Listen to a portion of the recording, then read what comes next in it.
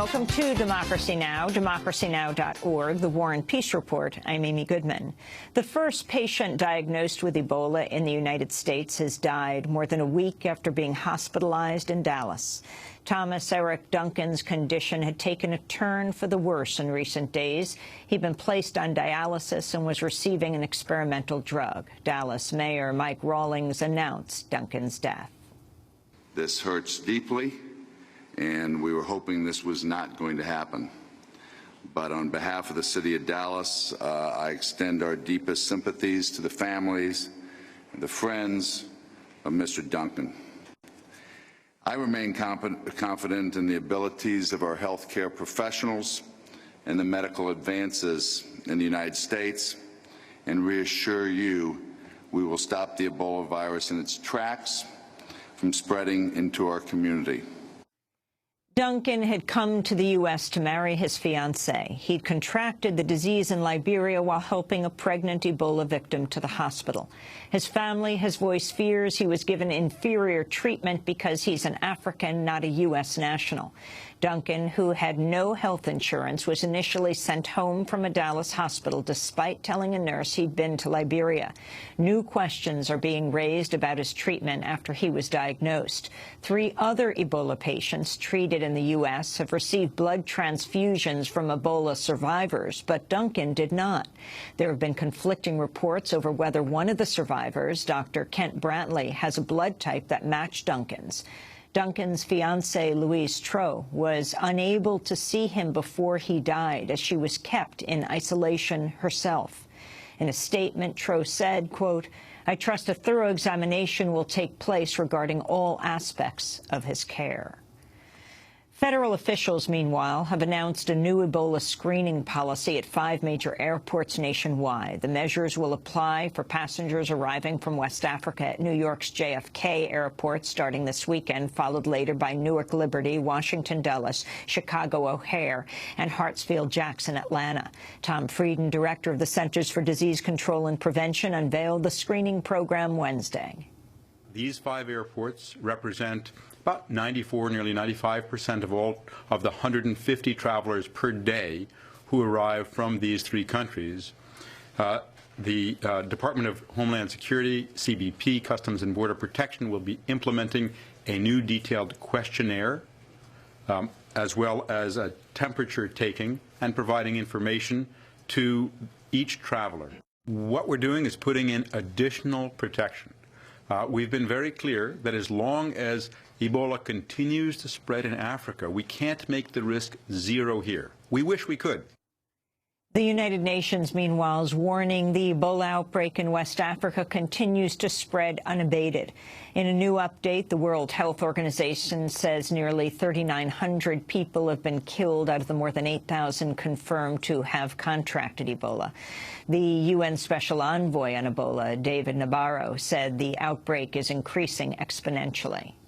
I want to stress that this outbreak is increasing in size in an exponential way, which means if I draw it like that, the curve is going up. Curve is going up like that. And to get on top of that kind of epidemic curve requires an absolutely massive response. I've asked for a 20-fold increase in response compared with what we had at the end of August.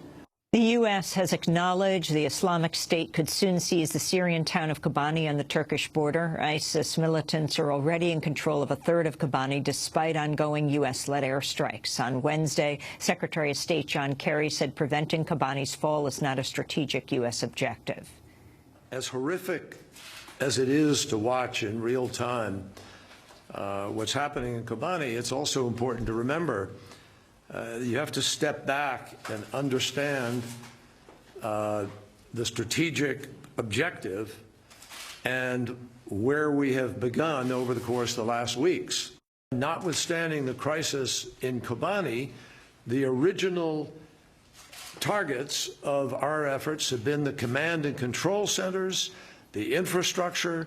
We're trying to deprive the ISIL of the overall ability to wage this, not just in Kobani, but throughout Syria and into Iraq. If Kobani were to fall to the Islamic State, the group would be in control of more than half of Syria's border with Turkey. We'll have more on Kobani after headlines. Meanwhile, in Iraq, the ongoing U.S. airstrikes have reportedly killed up to 22 civilians in Anbar province. According to Iraqi media, an attack earlier this week hit a market and an apartment building in the town of Hit. 4 children were reportedly among the dead, with dozens of people wounded. The Pentagon's dismissed the claims of civilian casualties as false. We'll have more on Iraq and Syria after headlines. A U.S. drone strike in Pakistan has reportedly killed at least 4 people. The victims were described as suspected militants in North Waziristan. At least 25 people have died this week in a series of U.S. strikes in tribal areas along Pakistan's border with Afghanistan. At least 40 people have been killed in a suicide bombing in Yemen's capital of Sana'a. A separate attack on an Eastern Army base killed 13 soldiers. The bombings come as the Yemen government faces continued al-Qaeda attacks, as well as a political standoff with Houthi rebels who seized government buildings last month. Tens of thousands of people have rallied across Mexico over the disappearance of 43 students and the discovery of a mass grave with dozens of burned bodies. The students, who are from a rural teachers' college, have been missing for well more than a week after police and unknown gunmen ambushed their buses in the state of Guerrero. 22 police officers have been detained, and the city's mayor and police chief appear to have fled rather than face questioning. On Wednesday, parents of the victims traveled from Guerrero to join the main march in Mexico City, calling on officials to do more to find their loved ones. A federal appeals court has upheld Wisconsin's voter identification law, reversing a decision that said it targets the poor and people of color. The law requires all voters to present photo ID at the polls, a provision that would exclude anyone without a birth certificate. The decision comes just weeks before the November elections. Absentee ballots already mailed out could now be nullified. And new protests have broken out near Ferguson, Missouri, after the police shooting of a black teenager. St. Louis police say the 18-year-old victim was among 3 people who fled after an off-duty officer approached them. Assistant Police Chief Alfred Adkins said the teen had opened fire as he ran away. To the gangway, at which time the young man pulled a weapon and shots were fired. The officer returned fire, and unfortunately the young man was killed. And that's what we have about right now. Witnesses say the teen was shot 17 times.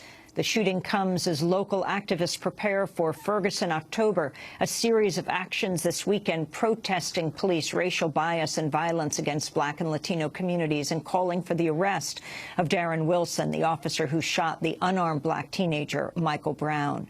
The teenager who was shot yesterday was also killed in that hail of what's believed to be 17 bullets. And those are some of the headlines. This is Democracy Now!, democracynow.org, The War and Peace Report. I'm Amy Goodman. And I'm Nermeen Sheikh. Welcome to our listeners and viewers around the country and around the world.